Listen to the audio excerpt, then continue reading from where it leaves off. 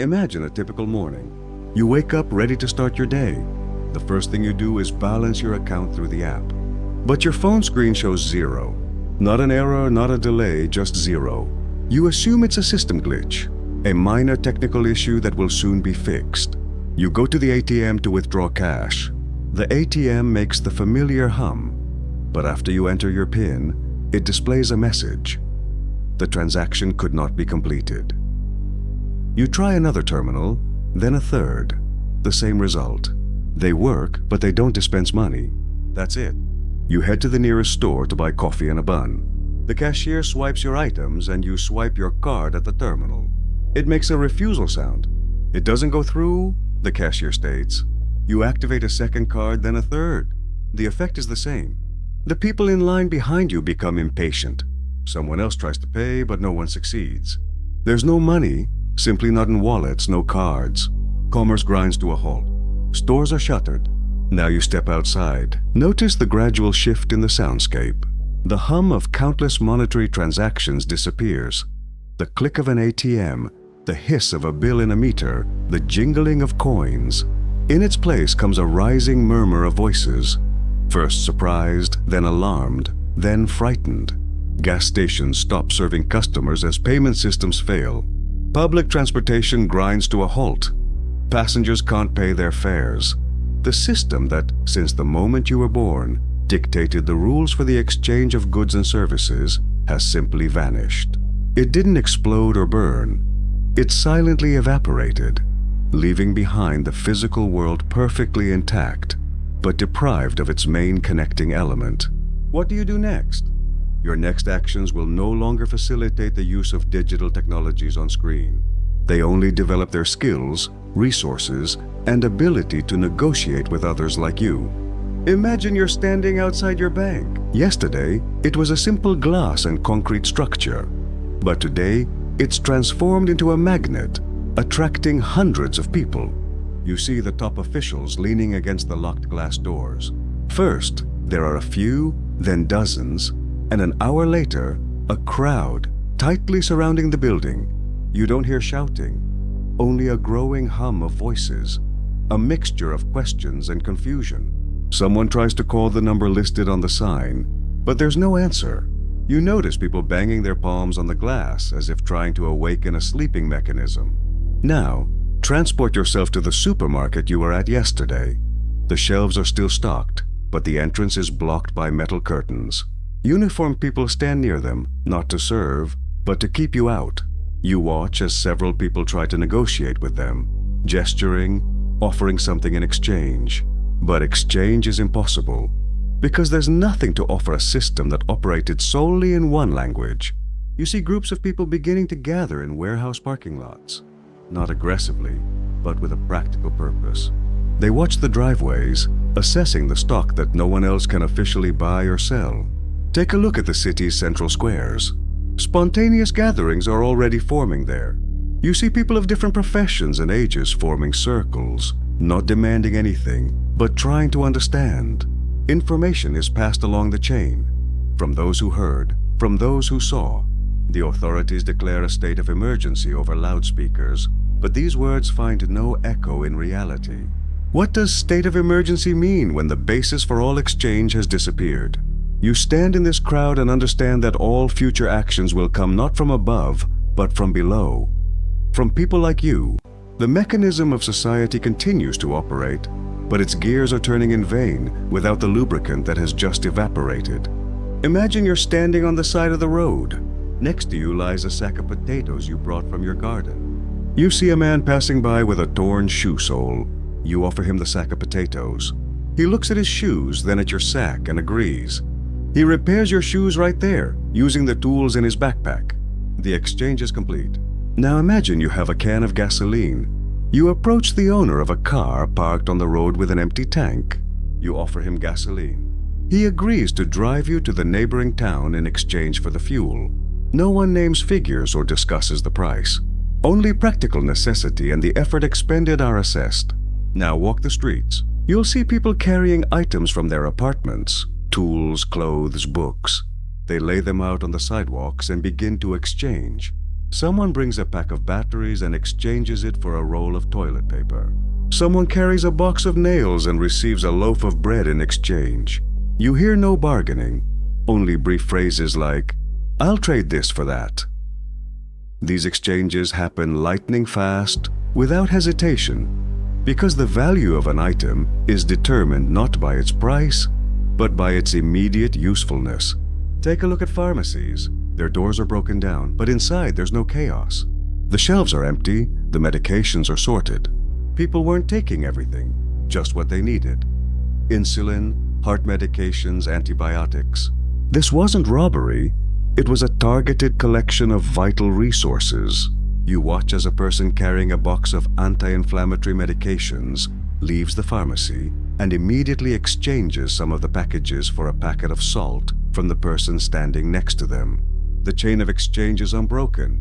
It flows from person to person, creating a new, primitive, yet functional network of distribution. You can join this network right now. What do you have? And what do you need? Your next step is to find someone whose needs match your capabilities. Now imagine you're approaching the entrance to a large factory. The gates are open, but you don't hear the familiar hum of machines or the rumble of conveyors. The workshops are immersed in silence. Stop at the conveyor line. The last pieces are frozen half a meter from the assembly robot. No one has shown up for their work today. Consider, why would anyone go to a machine if they're no longer getting the usual bank account balance for it? Look at the control panels. The indicators are lit, but the system is operating in emergency mode. Power is still flowing, but without operators monitoring the parameters, this stability is temporary. Proceed further to the transport hubs. You won't see any finished goods being shipped. The docks are empty. The cranes are frozen with their booms lowered. Trains are parked on the tracks with full cars which now belong to no one. Ask yourself, what drives the economy if not the movement of goods? Notice the fuel pumps for the factory equipment. They are also silent. There are fuel reserves, but there's nothing to refuel because the production cycle has been interrupted at its very core. Look at the power grid. Control rooms continue to operate, but the number of alarms on the monitors is growing. Without coordination, without people maintaining balance in the grid, localized outages are starting. You can see how in some areas of the city the lights remain steady, while in others, windows gradually darken. This isn't an emergency in the conventional sense. It's a systemic failure caused not by a physical breakdown, but by the disappearance of a purpose. Why produce energy for factories that have stopped? Why maintain infrastructure that no longer supports cash flow? Stop and think. The next outage could affect your very neighborhood. Now leave the city and move to the countryside. Notice the fields, they're not empty. You see groups of people working the soil by hand. These aren't farmers in the traditional sense, but city dwellers united with local residents. They dig beds, plant potatoes, sow grain. No one pays them for this work. Instead, they receive a share of the future harvest. Look at their actions. One person digs, another plants, a third carries water. This isn't a chaotic movement, but an organized process where everyone performs a specific task. Return to urban areas. Walk the streets and notice the empty land. Yesterday, these were lawns or vacant lots. Today, they're plots for individual vegetable gardens. People dig the earth with whatever tools are available. Crowbars, pieces of rebar, even kitchen utensils. You won't see divisions by profession or social status here. A former accountant and a bus driver work side by side, extracting not abstract numbers from an abacus, but concrete food resources. Walk toward the multi-story buildings. Notice the gradual shift in population. People are abandoning the upper floors, moving into ground floor apartments or private homes. This is done for quick access to land. Boxes with seedlings appear on balconies and windowsills. Garage roofs are transformed into spaces for growing vegetables. Every spare patch of land that receives sunlight is being used for food production. Stop and look around. What you observe is not a return to the past. It is a practical adaptation, where the value of land is measured not in monetary units, but in its ability to provide food. Ask yourself, do you have the skills that can be exchanged for a place in such a community? Do you know how to grow food? If not, your next task is to learn how. Now turn your attention to key infrastructure. Approach the water tower on the outskirts of the city. It used to operate automatically, but now you'll notice a group of people at its base. They're not destroying the structure, but installing a hand pump and forming a queue. They don't demand money for access to water. Instead, you must bring food or work a shift guarding the facility. This isn't a chaotic takeover, but a practical takeover. Proceed to the oil depot. The gates are closed, but activity is in full swing behind them. People in and out of uniform are organizing the inventory of fuel tanks. They don't sell the fuel, but exchange it for other resources: medicine, tools, and food. For a can of gasoline, you can get a box of canned goods or an electrician's help. The inventory system is maintained in paper journals, recording the volumes and terms of the exchange. Visit the grain elevator. Control is also in place here. People organize perimeter security and develop distribution rules.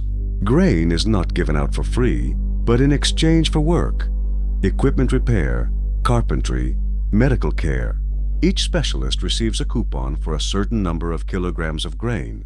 These coupons begin to circulate as a substitute for money, but their value is tied to a specific resource. Take a look at the logistics centers. Trucks no longer sit idle.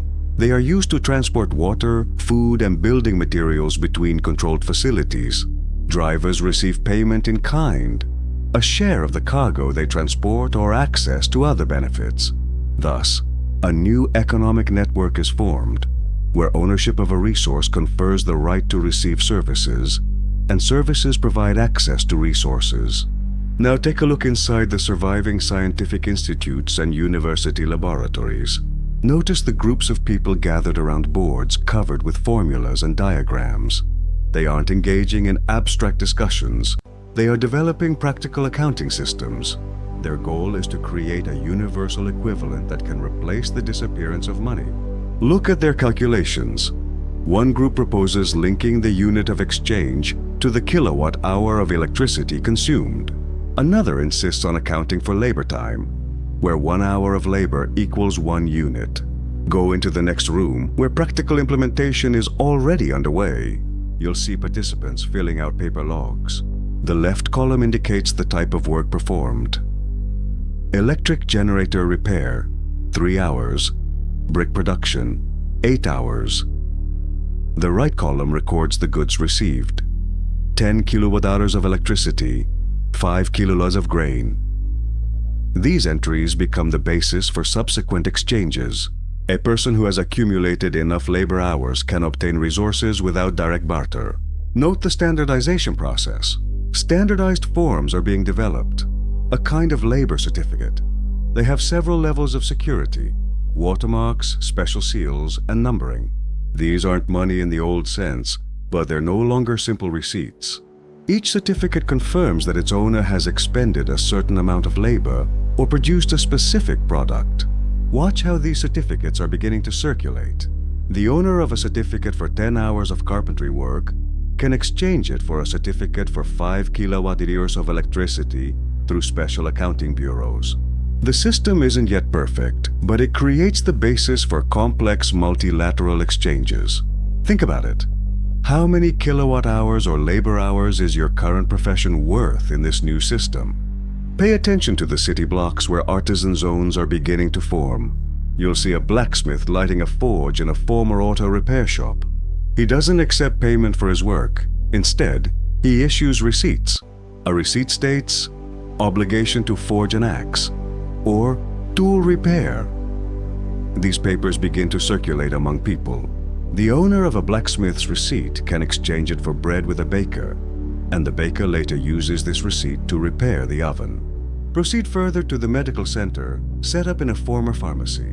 The doctor sees patients but doesn't charge. For assistance rendered, he issues vouchers: general practitioner consultation, dressing pack, and course of antibiotics. These vouchers come in different colors and levels of protection. Locals begin to accept them for payments among themselves. A voucher for a course of antibiotics is valued higher than a voucher for a consultation, reflecting the scarcity and difficulty of producing medicines. Observe a construction site where a new watermill is being built. An engineer issues workers' coupons for their shifts. These coupons can be exchanged for clothing at a tailor, for shoes at a tanner, or for flour at a miller. Each specialist keeps track of their issued and accepted obligations. Gradually, a system of mutual credit is formed, where trust is based on professional reputation. Note how these local currencies are beginning to structure the economic space. In a district with several bakers, bread coupons become a universal medium of exchange. In an industrial zone, instrumental coupons are the main unit of account.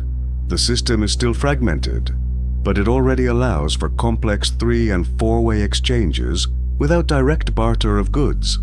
Now take a look at the buildings of the former administrative centers. Movement is returning. Distribution committees are being established to collect data from local accounting offices. You can watch couriers deliver reams of paper, time logs, registries of issued coupons, inventories of warehouse stock. Groups of analysts process this data, creating balances between production and consumption. Look at the central square, where a food distribution center has been set up. Citizens receive food packages according to established quotas. The basis for receiving food packages is not money, but rather a work record book with notes on the number of shifts worked. For 8 hours of work on the dam construction, you are entitled to 1 kilogram of cereal, half a kilogram of vegetables, and 200 grams of vegetable oil. The quotas are strictly calculated based on actual reserves and production capacity. Go to the restored workshops. Here, a system of compulsory labor service is being introduced.